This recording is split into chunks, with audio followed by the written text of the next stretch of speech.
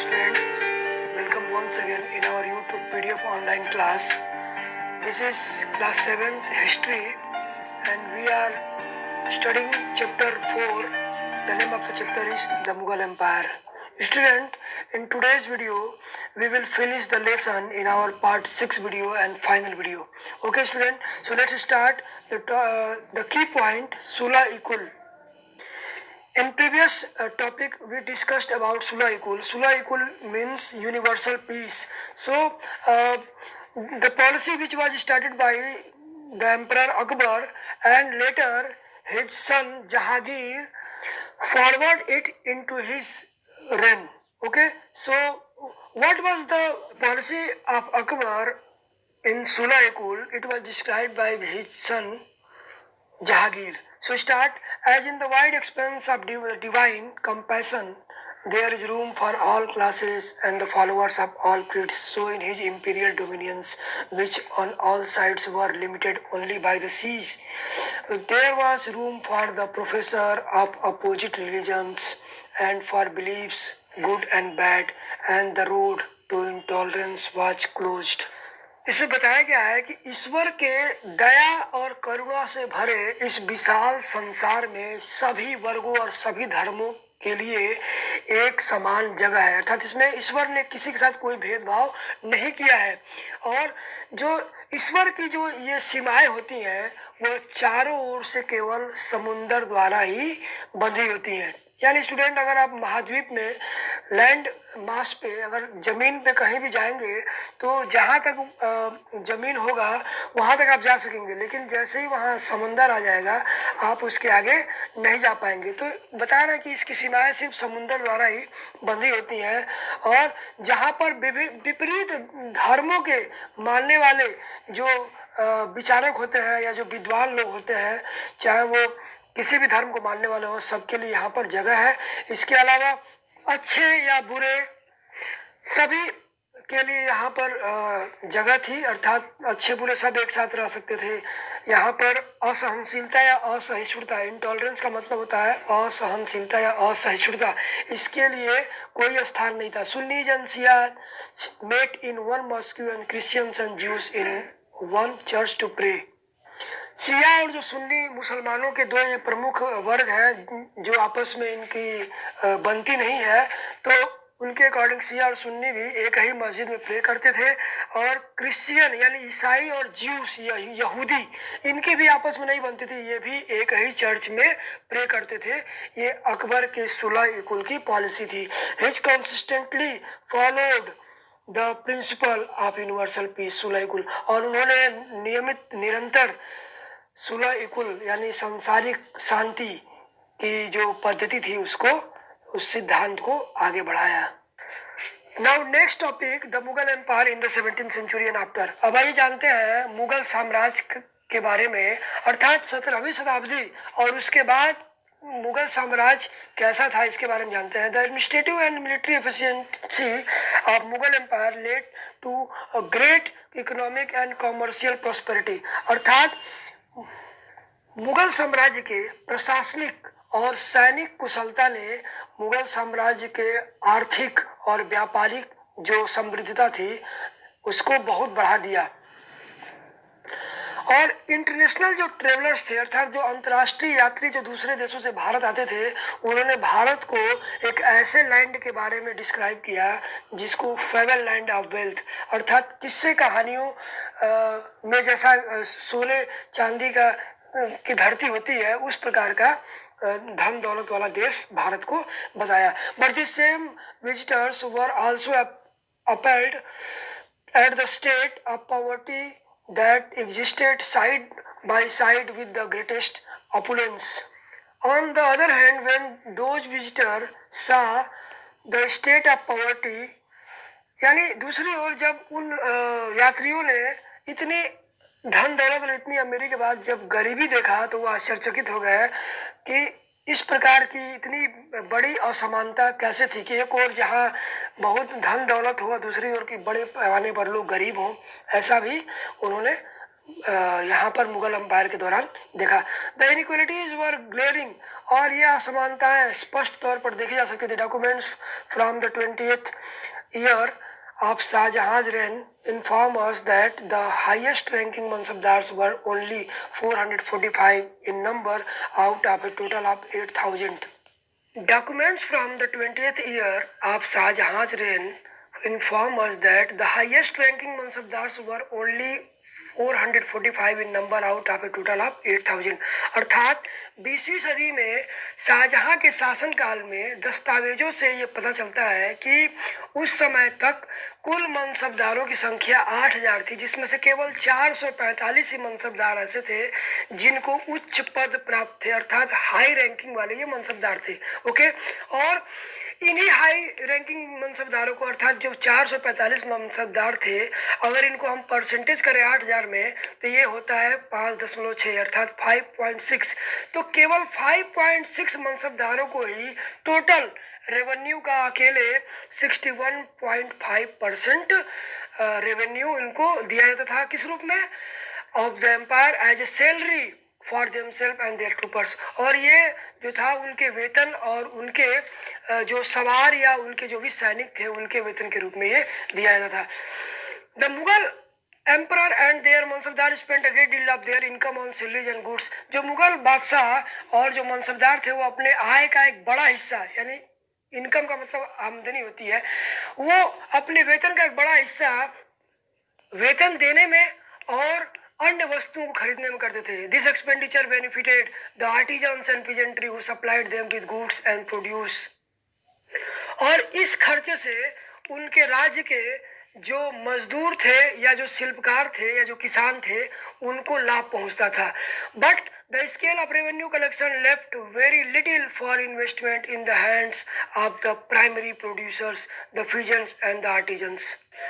चूंकि जो किसान और जो शिल्पकार थे वो विभिन्न प्रकार की चीज़ों या जो भी वो किसान उगाते थे वो इन सब चीज़ों की यानी अनाजों या विभिन्न प्रकार की चीज़ों की आपूर्ति करते थे, लेकिन जो रेवेन्यू का भार इतना ज़्यादा था कि जो बेचारे प्राथमिक किसान थे उनके पास या जो शिल्पकार थे उनके पास अपनी पूंजी अपने व्यवसाय में लगाने के लिए बहुत कम बचती थी। The poorest amongst them lived from hand to mouth and they could hardly consider investing in additional resources, tools and supplies to increase productivity। अर्थात ये बेचारे इनकी स्थिति इतनी खराब थी कि ये मुश्किल से अपना पेट भरने भर का ही कमा पाते थे। अर्थात फ्रॉम हैंड टू माउथ का मतलब होता है कि बस खाने भर का कमाना, और ये मुश्किल से ही दूसरी चीज़ों में एक्स्ट्रा मनी अर्थात अतिरिक्त पैसा खर्च कर पाते थे, चाहे वो टूल्स यानी औजार हो या अपने खेती को बढ़ाने के लिए पैदावार बढ़ाने के लिए जो विभिन्न प्रकार के तरीकों को अपनाना हो। The wealthier peasantry and artisanal groups, the merchants and bankers profited in this economic world। अर्थात ऐसी व्यवस्था में केवल जो अमीर या धनी किसान थे या जो शिल्पकारों का एक बड़ा समूह था या जो व्यापारी थे या महाजन, बैंकर्स का मतलब महाजन होता है जो सूद पे पैसे वगैरह देते हैं, इंटरेस्ट पे पैसे देते हैं, यही लोग इस अर्थव्यवस्था या इस परिस्थिति में अधिक लाभ या अधिक मुनाफा कमाते थे। The enormous wealth and resources commanded by the Mughal elite made them an extremely powerful group of people in the late 17th century। मुगलों के जो कुलीन या जो खास लोग थे उनके हाथ में अत्यधिक धन संपत्ति और संसाधन थे, जिससे कि वह 17वीं सदी के अंतिम वर्षों में अत्यधिक शक्तिशाली समूह के रूप में उभरकर सामने आए। As the authority of the Mughal emperor slowly declined, his servants emerged as powerful centers of power in the region।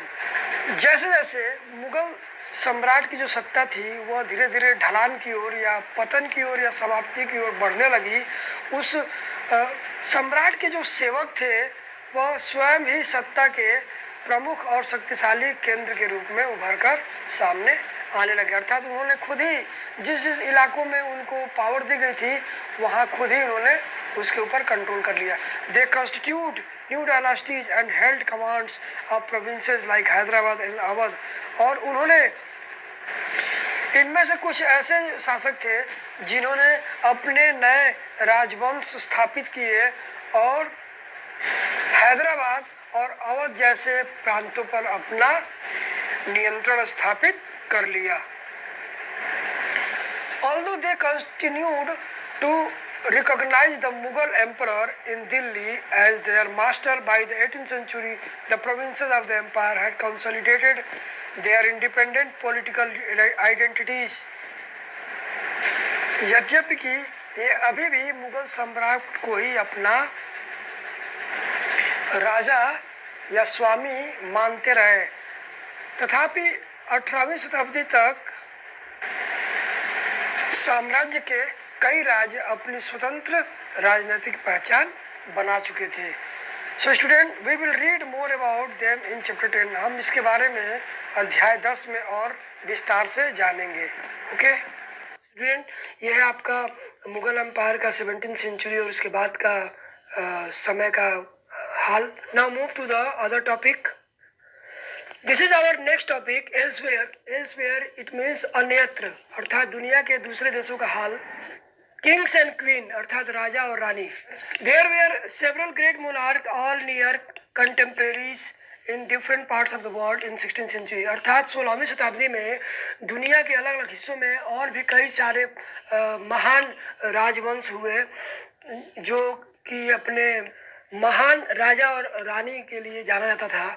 This included the ruler of Ottoman Turkey Sultan Suleiman 1520 to 1566, जिसमें प्रमुख शासक थे ऑटोमन तुर्की, जिसको Turkey भी बोलते हैं English में। वहाँ के शासक थे सुल्तान Suleman. During his rule the Ottoman state expanded into Europe. उनके शासनकाल में जो साम्राज्य था वो यूरोप में भी फैलने लगा और उन्होंने हंगरी के साथ साथ ऑस्ट्रिया पर भी अपना कब्जा यानी अपना नियंत्रण कर लिया। His army also seized Baghdad and Iraq. उनकी सेना ने बगदाद और इराक को भी अपने इलाके में अपने कंट्रोल में, नियंत्रण में कर लिया। Much of the north Africa and all the way into Morocco acknowledged Ottoman authority. इसके साथ साथ उत्तरी अफ्रीका और मोरक्को जो अफ्रीकन एक कंट्री है उस समय की, इसके ऊपर भी उन्होंने अपना साम्राज्य, अपनी सत्ता स्थापित कर दी। Suleman also reconstructed the Ottoman navy. इसके अलावा इन्होंने अपनी एक ऑटोमन नेवी अर्थात जल सेना भी तैयार की थी। Its domination over the eastern Mediterranean brought the navy into competition with Spain. पूर्वी जो मेडिटेरेनियन यानी ईस्टर्न मेडिटेरेनियन सी अर्थात पूर्वी भूमध्य सागर में इनकी जल सेना के प्रभाव की वजह से स्पेन के साथ, जो कि एक यूरोपियन कंट्री था, स्पेन के साथ इनकी प्रतिस्पर्धा होने लगी। इसके साथ साथ अरेबियन सी में इन्होंने पुर्तगीज अर्थात पुर्तगालियों को चैलेंज किया। The monarch was given the title of the अल कानूनी, द लॉ गिवर। ऑटोमन सुल्तान सुलेमान को वहाँ पर अल कानूनी अर्थात द लॉ गिवर अर्थात कानून निर्माता की संज्ञा दी गई। उनके कानून निर्माता के खिताब से नवाजा गया क्योंकि उनके शासनकाल में बहुत बड़े पैमाने पर नियम कानून बनाए गए थे। Because of the large number of regulations कानून पास ड्यूरिंग हिज रेन, अर्थात बड़े नियम कानून बनाए गए। This were aimed to standardise administrative procedures throughout the expanding domains of the empire and especially to protect the peasantry from forced labor and extraordinary taxes. इन नियमों का लक्ष्य यह था कि बढ़ते हुए साम्राज्य के विभिन्न क्षेत्रों का ध्यान रखते हुए उसको स्टैंडर्डाइज अर्थात उसका मानकीकरण किया जाए, अर्थात उसको